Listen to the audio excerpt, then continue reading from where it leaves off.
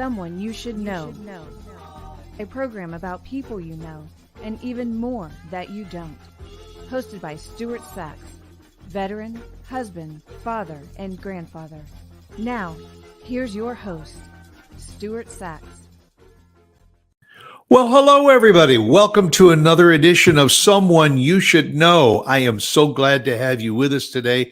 We're going to have a great show today. And our show today is brought to you by No Sweat Experts. You know, it's springtime now, but we're heading into summer. And you want to make sure that that air conditioning system is working and working properly, because as soon as it gets up there in the 80s and 90s, you're going to want to make sure that that air conditioning is working. So you call Roy and his staff over there at No Sweat Experts. They will take good care of you. They'll come out. They'll give you a quotation. They have great maintenance personnel, and I just love them. You will too. Give them a call. And also a nice shout out to Christine Dean, who is the producer of our show and also who is the DFW Networking Diva. Just add .com and you can learn all about how she can improve your business. Okay. Well, we're going to talk to a dad today, and I want to introduce him right at the beginning. Nic Willis. Welcome to the show, Nic. Thank you. Thank you for having me, man. I'm excited. Hey, I am so pleased to have you. You are a father extraordinaire, because I think sometimes we as a society often overlook the fathers because the kids usually fall under the mom's domain, and so Absolutely. dads kind of get pushed to the back burner. Mm-hmm. And so Yes, you really started. The name of your organization is fatherforthedistance.org. And Yes, what that is in the information I have, that is a fatherhood leadership initiative. yes, sir. So right out the gate, I want you to tell those that are watching and listening to this show exactly what is a fatherhood leadership initiative. Cool. And let me start by talking directly to the fathers, okay? Because I know your frustration. I know what it's like to not know. I know what it's like to be the person that everyone leans on. I know what it's like to sit up late at night and try to think of what steps should be taken to help your kid overcome whatever situation that they're going through.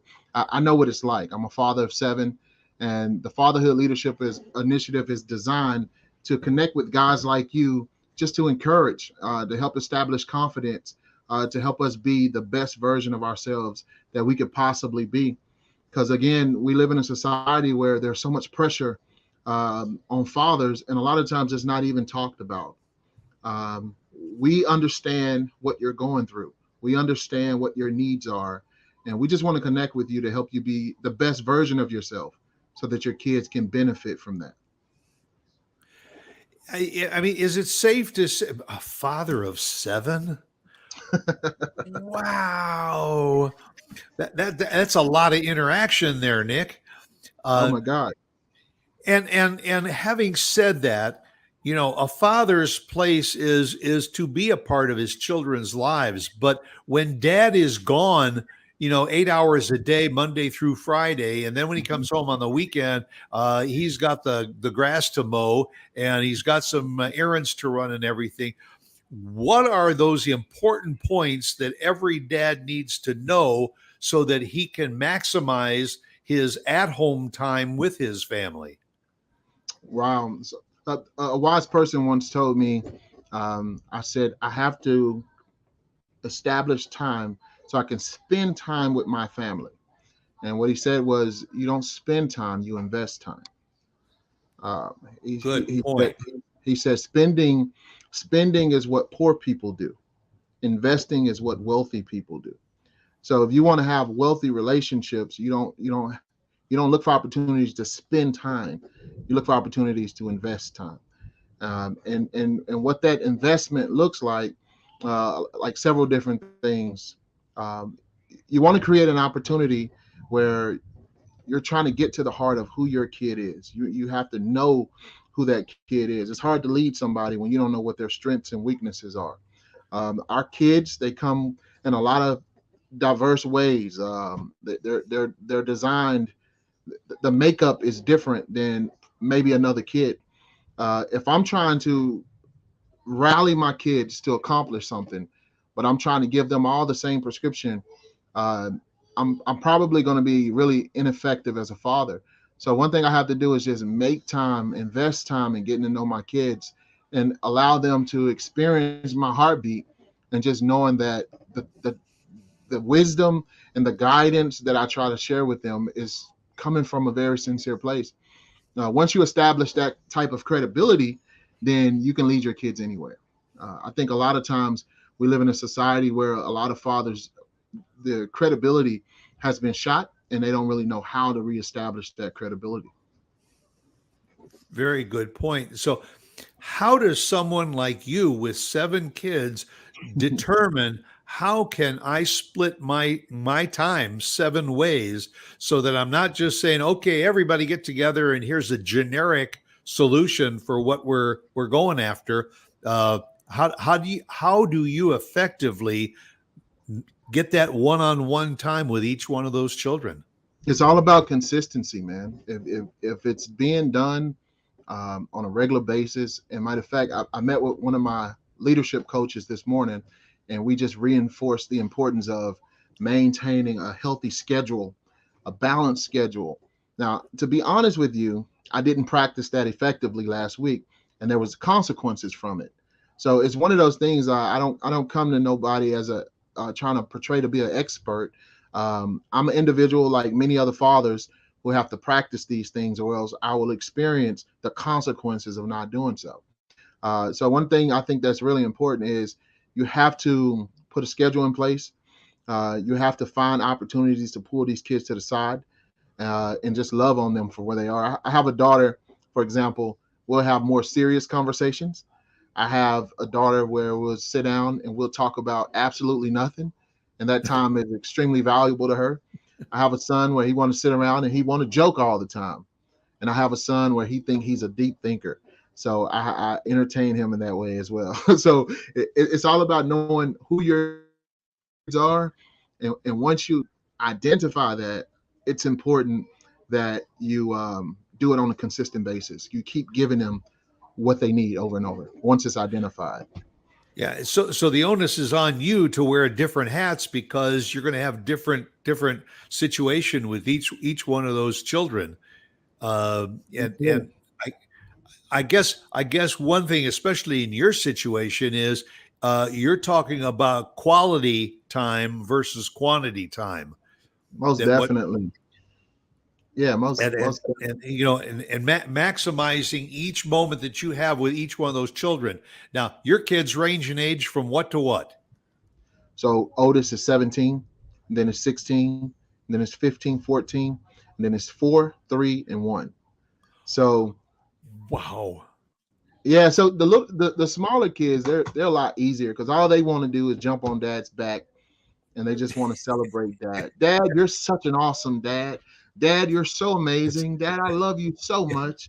Like so it's easy to spend time with them. But the older kids, Dad, I don't understand why you made that decision. with the so older kids, you got to so use it's your one of those. head, not your brawn. You have to, man. You have to, and sometimes because you're human, you're gonna fumble the ball, but don't be afraid to articulate, hey, I fumbled. I should have done it this way, and I would have probably gotten better results. I think sometimes we're afraid to tell our kids we don't know. We don't know. And if you don't know, you don't know. And it's okay because they don't know either. They think they know, but they don't know. They don't know either. Are those, especially the older kids, are they involved in outside activities, sports, or the arts or anything like that that also means that you have to be a part of that too? Yes, sir. They're all athletes. My oldest, her interest is dance. So every chance she gets, she want to be a part of somebody's dance group. Okay. So we just find ways to support them. My 16-year-old, she runs track. My boys play football. In the off season, they do a lot of workout training and 7-on-7 and all those types of things. But there's always an opportunity to support them, and you have to take advantage of those, because that's the difference between spending time and investing. Now, Nick, is this what you're doing now with your kids? Is that kind of mirror the upbringing that you had as a child? Um, kinda in a sense. My dad, my dad was a first generation father. He'll tell you firsthand that um, he turned 18 in prison. He struggled with heroin. If it wasn't for a pastor of a church who got word that my dad was hanging out in a drug house, and he went to that drug house, knocked on the door, and he took my dad under his wing.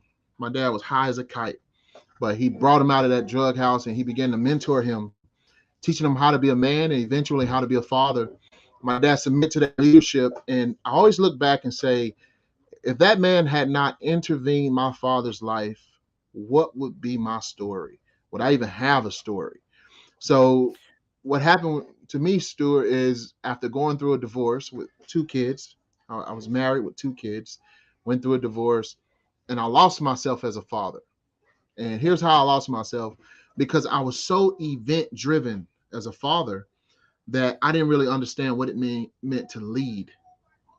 I took them to church, and I took them to, I showed up to school events, and all these sporting events, all these different events. And I thought that was fatherhood. It wasn't. Yep. It was a piece of it. It was a piece of the pie, but it wasn't. It wasn't a balanced meal.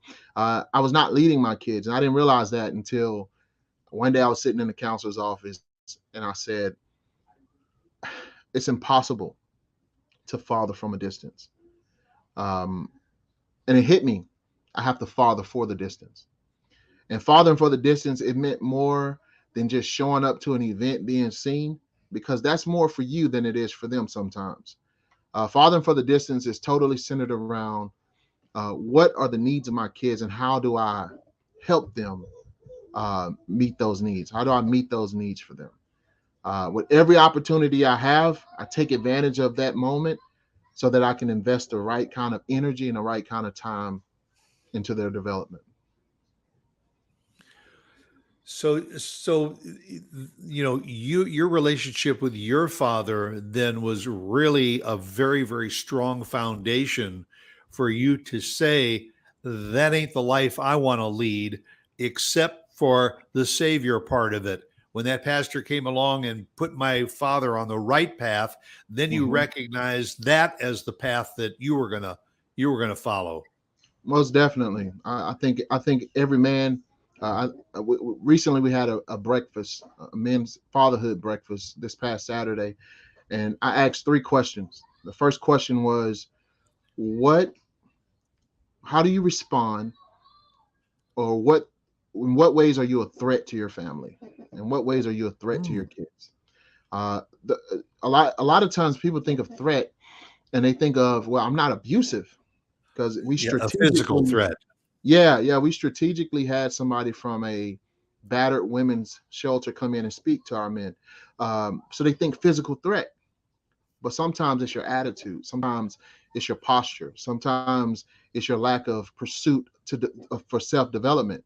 Sometimes it's the fact that you refuse to be a part of a community with other men who can hold you accountable. There are a lot of ways you could be a threat to your kids, and it's not just physical abuse. Now, the second question was, um, how do you respond when your actions are perceived as threatening, although you have good intentions? That was a very important question, because when you're leading somebody, it's not just about your intent. It's not just about what you're saying. Sometimes also it's about who are you talking to, and how are you talking to them, and how are you trying to get them to understand the message, or is it just centered around you? So that was a good conversation. The last question, Stuart, was, what do you need as a father to help you get to the next level? And 100% of the men in the breakfast said they needed community. Now, I would add to that, I need community and a consistent prayer life, but 100% of the men said, I need to be around more men to help me develop as a father. That's what Help you the help you develop your own strategy. And that makes sense. yeah, That's called teamwork. absolutely. Uh, and I mean, I think it's very fair to say that none of us as individuals have all the questions, have all the answers to all the questions. But No, when we sir. get together and we share all the questions, it's a lot easier to come up with community answers. Most definitely, man. Most definitely. And there's something within society where we need to see more men bonding together to set the tone for what this community would look like, whatever community that is. A lot of times when you look at social ills, the first thing you say is it's because the fathers are absent. The first person to get blamed, but we also are the first person to get written off as unnecessary. It's a strange paradox, man. Yeah. Uh, you know, and you bring up a point that we're living in a society which either has a one parent household, or Hmm. it may be a two parent household and both of them are employed, which means the children are left a little bit too much on their own to take care of themselves. So when Hmm. one does go astray, a parent says, well, it's not my fault. I'm out working to try and put food on the table. I can't be Hmm. there all the time. How do you say to people, they're your kids and you've got to find the time, as Hmm. small amount of time as it is, as I said Hmm. earlier, to make that small amount of time quality time, because you Hmm. don't have the quantity time to invest. Well, it boils down to finding a structure, finding a type of structure where you can get some rhythm flowing. If everybody in my house, we're scattered often. We got kids doing all kind of stuff, but but there's also times when multiple times a week we sit down and we have Bible study. That's something we Okay. do. It kind of pulls everybody back together. We reinforce family Grounded. values. Yeah, definitely a place where you can be grounded because kids are exposed to a lot of different things out there. Now, I don't think Bible study within itself is enough, but you just got to have those opportunities where even though it's not scheduled investment time, you still have those moments where you're actually spending time. And it's just sitting around talking about nothing. What if this happened? Or what if that happened? Uh, you know, how many times can you have a conversation of what do you want to be when you grow up? But finding unique ways to have those conversations just to see what's going on in the imagination of your children is really important. Now, how challenging? I think you said you got what, four teenagers in the house? Oh my God. Yes, sir. I can't even imagine what that is like, to have to try and manage and interact with four teenagers.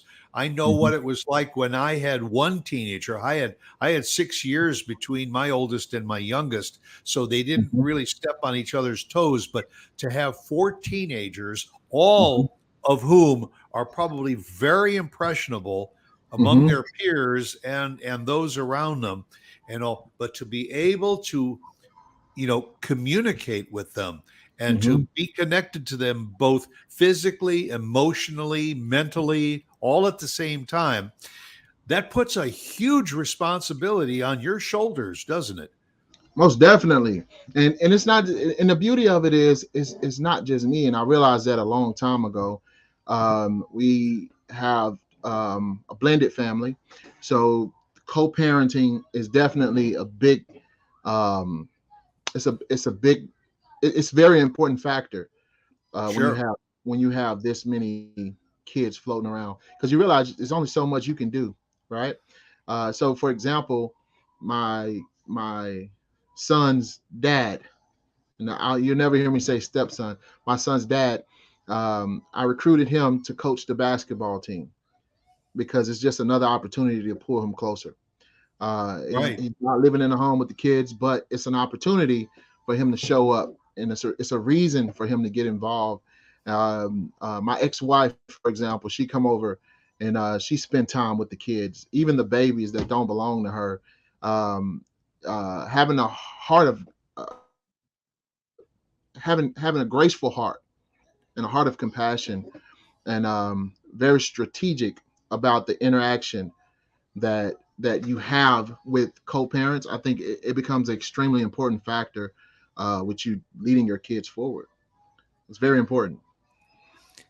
I remember my parents told me that there are two things in your life that you just cannot prepare for. One Uh-huh. is marriage, and the other is parenthood. Absolutely. You can read all the books that you want, but every person's situation is different. Different, So, man. you obviously have a focus with seven children in your family. You have a focus that a lot of other people don't have. And so, what are those guiding lights that you would say to people that are watching and listening to this show, to adopt in order to make things work? Stephen Covey has a book, A Speed of Trust. And he said, if you want to establish trust and credibility, you need two things. You need competence and you need character.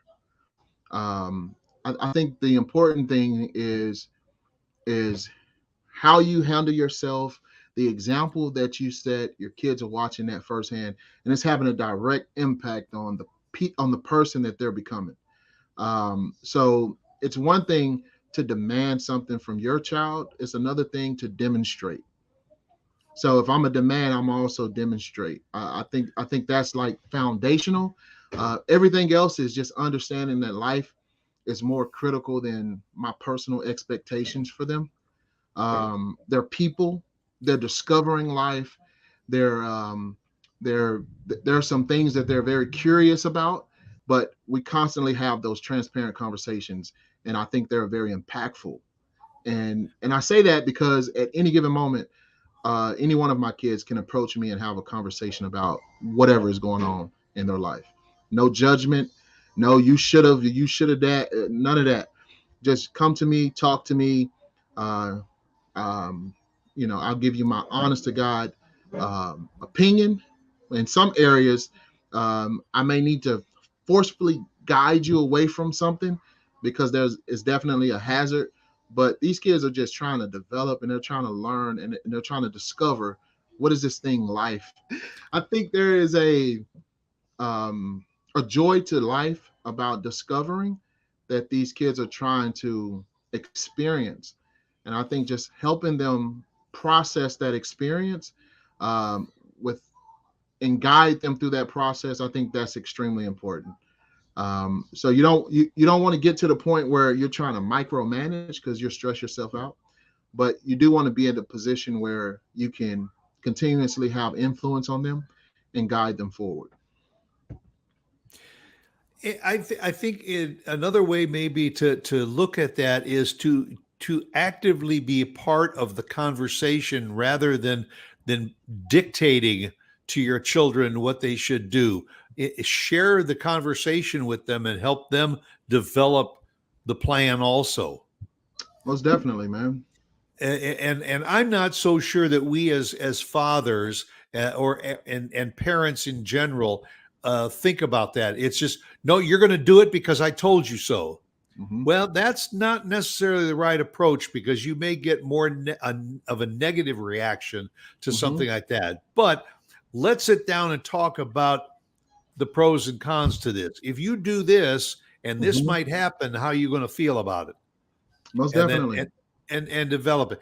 On Mm-hmm. your website, which we just scrolled across the screen, and we'll do it again at lovelinklead.org. You list a few quotations, and there's one that kind of goes hand in hand to what we're talking about right now. Is a quote from Clarence Kelland. It Mm-hmm. said, "My father didn't tell me how to live; he lived and let me watch him do it." Absolutely. And that is really very, very strong because if we lead a good life, our children will have a better chance of emulating that. If Hmm. we're loud and boisterous and argumentative, then you can't turn around and criticize your children for being the same way. Most definitely, man. You That, know, and is that not the definition of bullying? most definitely it is, man. It is, and it goes back to this whole um, idea that I know what's best for you. I know what you should practice. I'm not going to practice those things. It's like back in the day, I was a church rat. So we was at church every time the doors open. But sometimes there was parents, they'll send their kids to church, but they didn't go, you know? So It was like a babysitting service. yeah. So it's one of those things where whatever you're going to demand, just make sure you can deliver. And even as like I have to check myself. I'm always transparent about my failures with my kids. That's the way my dad was with me, and it was a learning opportunity for me. I never been on heroin. I never been in the streets. He it's crazy because my dad had 4 boys, and he didn't even allow us to go outside sometimes. Like that was the kind of neighborhood we lived in, but we knew how to conduct ourselves when it was time to go out the door. We knew what was a threat. We knew how to watch out for. We were not naive because we had his wisdom. He utilized his experience, Yeah. and he communicated to us, and he gave us wisdom, how to handle those situations without having to have had those experiences. And I think one of the things that's extremely important is when we're transparent about our failures. Like I'm trying to guide you away from this, not because I'm just making something up out the blue. It's because let me tell you a story of what happened to me. Not a friend of mine. It happened to me. And Right. when you have that kind of transparency with your kids, they may not get it in the moment, but they'll get it because life doesn't change. It's going to keep cycling. Chaos is going to keep happening, and before you know it, your kids are going to get the opportunity to have insight to what it is you're trying to teach them. So Nick, what was that aha moment that you had that led you to say and to do the Fatherhood Leadership Initiative and say, I want to start this fatherforthedistance.org. I had just went through a divorce, right? And as I Okay. stated before, I was an event driven dad. I was so depressed. I wouldn't say that I was suicidal. I think that would be a stretch, but I was always thinking about death, and I was very unproductive during this time. And I remember going to counseling, sitting there, and I was crying like a baby, man. And I said, "It is impossible to father from a distance." And it hit me. Aha! I have to father for the distance. For the Did not distance. know. Yeah, did not know what that meant. Just knew it sounded great, and I could find a way to apply it. And the hope that I had from discovering, no, I'm going to father for the distance. And it took me a few weeks to process. Am I fathering for the distance, or am I fathering from a distance? Am I making an excuse? Am I identifying the barriers? Am I overcoming the barriers? And this mentality that I was able to develop through that experience, I was able to go to work and have conversations with guys at work who were going through something similar. And one guy in particular, he said, "Man, my kid's mom will not let me spend time with him." And that bothered me. I was like, I don't understand what you mean by that. Yeah, they can't spend time with me. They have never spent the night at my house, he said. Wow. So I began to give him a few principles, and he began to utilize them. And a few of them was like, how do you treat her? She don't even trust you with her. Why would she trust you with her babies? But those are my kids too, he would say. That's not the point. She don't even trust you. Your credibility has been shot. You haven't even taken responsibility for the things you know you've done wrong. You're playing tick for tack. So those kind of conversations created some dialogue where guys, their thinking was stimulated, and they began to make some changes. Well, within a couple of weeks, he said, "Hey man, guess what? My baby is coming to stay with me this weekend." And since then, he's more involved. He's doing stuff. I see him on Facebook often, and it's just amazing to see somebody have that kind of transformation just because they make Right. slight adjustments with how they Well, communicate. and that will make him a better person. That also makes him an advocate Absolutely. for the process of paying it Mhm. forward to somebody else. Yes, sir. Uh, Now, how do you, well, number one, how long has it been since you started this organization? 3 years, man. This year Oh, we're it's been three celebrating. years. Yes, sir. This year we're celebrating 3 years, and we've had the opportunity to practice what we preach, and now we can apply for some grants. All right. And now, how do you reach out to get more people involved? And how do people reach Nic? So one of the best ways to reach me is to email me. It's info at fatherforthedistance.org. Info at fatherforthedistance.org. You Right can there on the also, screen, folks. right there on the screen, you can also contact me by phone, 214-282-2818. That's 214-282-2818. Also at the bottom of the screen. Or you can go to our website, lovelinklead.org. Love Link Lead is just our mantra. This is what we do. We fathers, we want where they are. Number two, we want to link with fathers, have wholesome fellowship that's intentional, going to allow us to better lead fathers.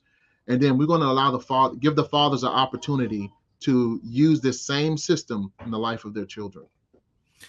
Now, Nic, this is not an organization that is for absentee fathers necessarily. This is, if this message is reaching our audience and it's reaching moms, this may be a way for their active and involved husbands to also learn more about how to make it even more meaningful and active within the family. Am I right, or are you focusing really on getting those unattached absentee fathers back attached to their families? Here's the reality of it. We have a lot of fathers who work a lot of hours. They're trying to provide for the family. And originally, when we started this program, it was about fathers who were non-custodial. They were absent, didn't live in the home. But as we began to progress, we realized that fathers sometimes sit in the same room with their kids and are extremely distant.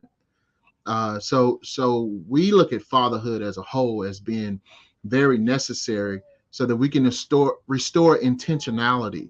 We're trying to restore some intentionality with how we relate to our kids, how we communicate with our kids, and especially how we lead them. Well, obviously people need to learn more about what you do and what your organization is. They can go to the website. There are avenues for them to donate to help your organization move forward. Let's spend a few minutes talking about an event that you've got coming up in a couple of weeks and all that people can get involved in. It just sounds like a great opportunity for dads to get together with their kids and have a really fun event. Tell folks about that, because this is absolutely exciting. Yeah, when you think about this event, I want you to think modern day Kite Day. And what this event is the Fast and Furious Fathers Remote Control Rally. Now, we do highlight Fast and Furious Fathers, but moms, I want you to get involved as well because we need volunteers still. This is an opportunity for fathers to come with their kids, come to Allen, Texas skate park, and they have a big dirt hill behind the building, and you get to race these cars, etc. It's going to be a very exciting event. But also, I want you to also keep in mind that there's going to be some kids who show up they're not going to show up with a father or a remote control car. So one of the things we're going to do as well is we're doing a remote control car drive. And this is an opportunity for you to sponsor a child by sponsoring a remote control car. And this gives us the opportunity to supply a RC car to a kid, or you can make a monetary contribution just by scanning this code right here. This is an extremely important aspect of what we're doing. And if you have the opportunity, or if you're in a position where you can make this kind of contribution to this kind of cause, it's going to go an extremely long way. They're going to show up with no car and no dad, but they're going to leave with something. Oh, that's important too. So they do not have to have a remote control car to either come out and just enjoy the event, or maybe even to participate in the event. No, sir, not at all. It's going to have fun. There's going to be games, some video game systems going on. They can play table tennis, foosball, all kind of stuff, man. It's going to be some fun stuff going on. Photographers, free food. I don't know if you guys ever heard of Romeo's Pizza, but yes, Romeo's is some really good pizza, and I can't wait. And it's from 10 to 2 out sir. in this is in at the Allen Skate Park. Yes, sir. And I'll go on the website and I'll get all the information. You're always looking for things to do with your kids. So this could be a great afternoon of spending some time interacting with moms and dads and kids in a fun environment. I think it's great. And it's an opportunity to learn a little bit more about fatherforthedistance.org. What you're doing and what it's all about. Yes, sir. It's very exciting, man, and I do want to reinforce moms. We are not saying you can't come. As a matter of fact, it's not going to happen unless you make it happen. So come out here, be a part of it. Sign up to be a volunteer. There's a volunteer link below as well. We'll make sure you get it. And moms, you can sign up and you can help us make this thing happen. In fact, moms, you sign up and bring along the kids and then drag along the old man to come along and have a good time. Because honestly, I think if the dads show up, they're going to probably end up having as much fun as the kids. Absolutely, man. Absolutely. And you know what's going to come of that? At the end of the day, all these kids are going to say, "Hey, Dad, can we go buy a remote control race car?" Absolutely. You hear that, Truxes? Yeah, you may want to reach out to a local hobby shop that sells remote control cars and ask them, come along and bring your truck, and you might have some sales by the end of the day. That's what I'm talking about, man. We just want to have a good time, man. We're excited about this thing. Well, and now, Nic, I noticed on your website that you have what's called your 6 building blocks, and all that I was interested in because it's yes, sir. The 6 items are purpose, pursuit, provision, participation, protection, and preparation. Mm-hmm. Are those your ideas? Are those ideas that you were raised with and all, and you said, okay, I got an opportunity to take these 6 building blocks and pay them forward? Yeah, well, to answer your question, yes, even though they were not articulated in such an intentional way. But I believe these are the ideas. These are some concepts that can really help you prepare and help you to become extremely intentional in fatherhood. But beyond that, I think these are just very relational. These are some concepts that are extremely relational to help you manage your relationships. But if you have children, if you're a father, then it's very important that you develop some kind of philosophy with how you're going to manage your children. Because if you don't, then you'll just drift with the wind. You're absolutely right. Yeah, I can't thank you enough, Nic, for sharing your story with my audience, sharing your passion for fatherhood and for that connection with the kids. I Mhm. found another quotation that you posted and all that I think people really need to wrap their hands around. And it was from the late Billy Graham. And he said, Oh a yeah. good father is one of the most unsung, unpraised, unnoticed, and yet Mhm. one of the most important assets of our society. Those are Absolutely. really good words for people to live by. Yes, sir. But again, thank you very, very much, Nic, and we look forward to seeing you out at the race park and all at your event. I think it's going to be an awful lot of fun. I wish you the very, very best in your fundraising Mhm. efforts and also in getting this word across that fathers do matter and dads. Get yourself involved with this young man because I think he knows what he's talking about. I always say Yes, go sir. out and be yourself because everyone else is taken. And I think it's very important that it's meaningful for this show in particular. So, Nic, Yes, sir. God bless you, man, and thank you very, very much for being on Someone You Should Know. Stuart, thank you so much for the opportunity.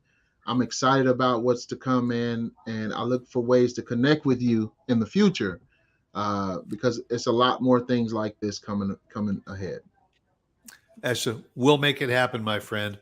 So that'll do it for another edition of Someone You Should Know. Go out and make it a great week. And I'll come back again next Wednesday and visit with us to see who the next person is on Someone You Should Know. Take care now.